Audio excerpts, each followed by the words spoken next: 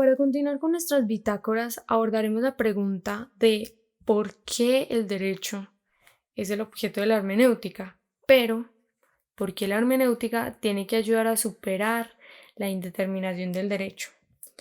Recordemos en primera instancia que la hermenéutica es una práctica general que busca llegar al interior del conocimiento, que se centra en comprender el lenguaje y sobre todo en descubrir el fin del mismo. ¿Qué quiere transmitirnos, interpretarlo?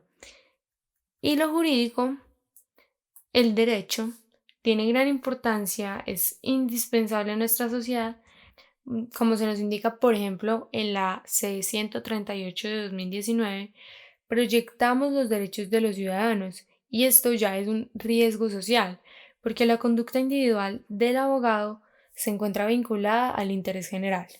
Los abogados somos reguladores insustituibles de las relaciones y procesos de la vida social. Y ya entrando en materia en esta sesión, la hermenéutica jurídica nos da la oportunidad de ahondar en la norma jurídica, que es esta estudia e intenta entender lo que se manda, lo que se faculta, si esto es legítimo o no. Vamos a comprender entonces la norma en tres sentidos: descubrir, comprender y decidir. Primero, descubrir qué pretende la norma, su sentido, por qué se creó, a quiénes se les impone o a quiénes beneficia. Y recordemos que es una norma, aquellos que conocemos como regla manifiestan la ley, pero también cuentan los principios y valores, los mandatos generales. Y no solo la norma, sino cómo funciona todo el sistema jurídico. Citando a Gadamer, nos comenta que el derecho es un objeto de permanente constitución en constante proceso de interpretación y aplicación. Siempre habrá normas por hacer y siempre nuestro sistema podrá mejorar. Segundo, comprender. Comprender el significado de las palabras. Ir minuciosamente en el texto, en los argumentos, en las frases, porque solo si sabemos qué significa algo, podemos actuar con ello, utilizarlo.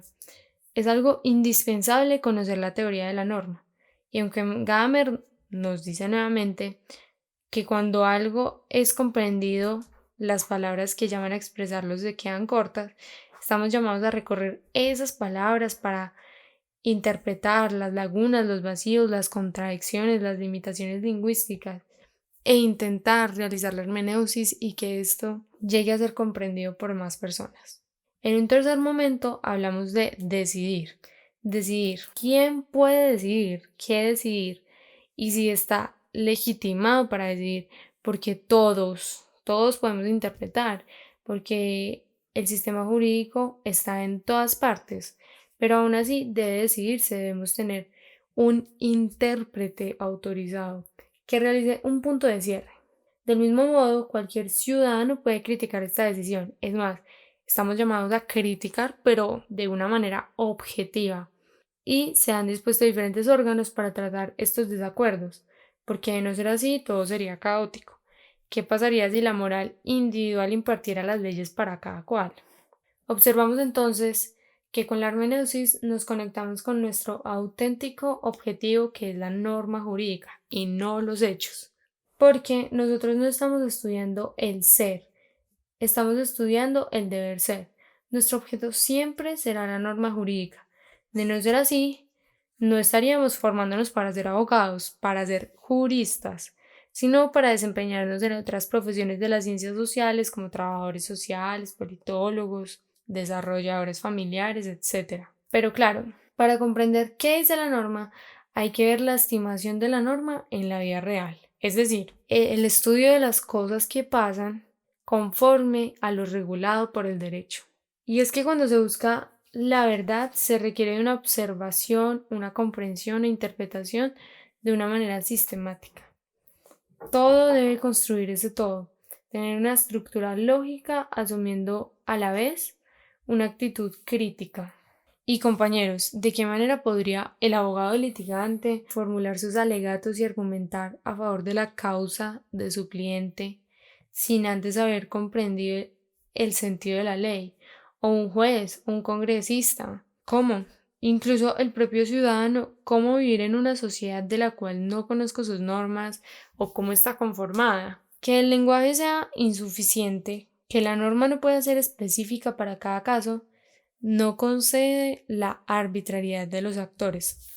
Por el contrario, nos hace una invitación a ser más razonables, coherentes y conscientes de la aplicación de la misma norma.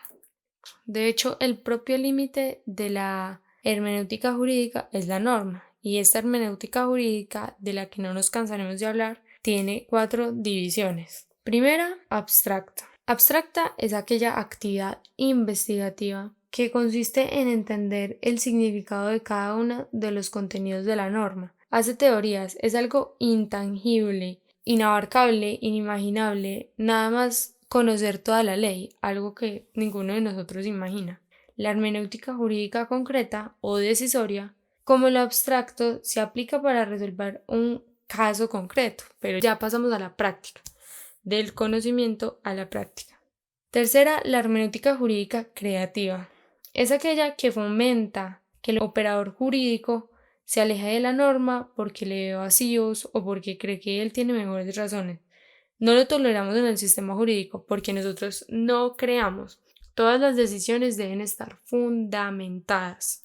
En un cuarto lugar, la hermenéutica jurídica implícita o deliberativa. Permite al intérprete comprender la norma apelando a valores, principios, contenido constitucional, internacional y principios estructurales. Y además aquí, compañeros, las decisiones se apalancan en una norma y cuando no hay suficiente en la norma se recurre a otras fuentes. Además, relacionado con esto, Hart nos aporta desde su perspectiva 3 momentos: el doble sueño, la vigilia y la pesadilla.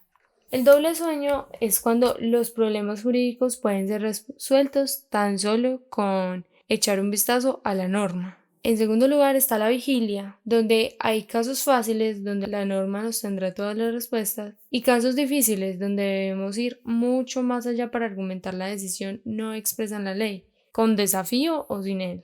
La vigilia es ese punto intermedio donde el juez busca en la norma pero también se guía por fuentes adicionales.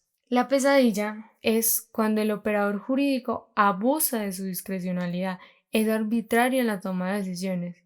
Es para Hart y para nosotros también debe ser lo peor porque es una ruptura con todo el sistema que hemos creado.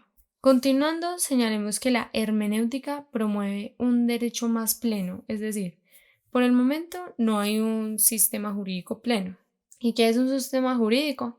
En la próxima sesión hablaremos más al respecto, pero por el momento utilizaremos la definición de Joseph Raz. Él dice que es un conjunto de directrices que definen quién puede crear derecho, cómo lo crea, cómo se aplica, qué es el derecho, cómo se interpreta quién toma decisiones, pero, sobre todo, que se debe tener orden. El sistema jurídico requiere elementos que lo hagan razonable, siempre. Es un mecanismo que va de la mano del Estado por la legitimidad y además, antes de continuar, ¿quién es Joseph Raz? ¿Por qué nos dice esto? Joseph Raz es un filósofo del derecho, la ética y la política que pronto se jubilará de su carrera como profesor de filosofía del derecho en el Instituto de Balliol de Oxford. El profesor Raz también enseña en la Escuela de Derecho de Columbia y ha escrito más de una docena de libros sobre su campo. Ya para concluir la sesión, también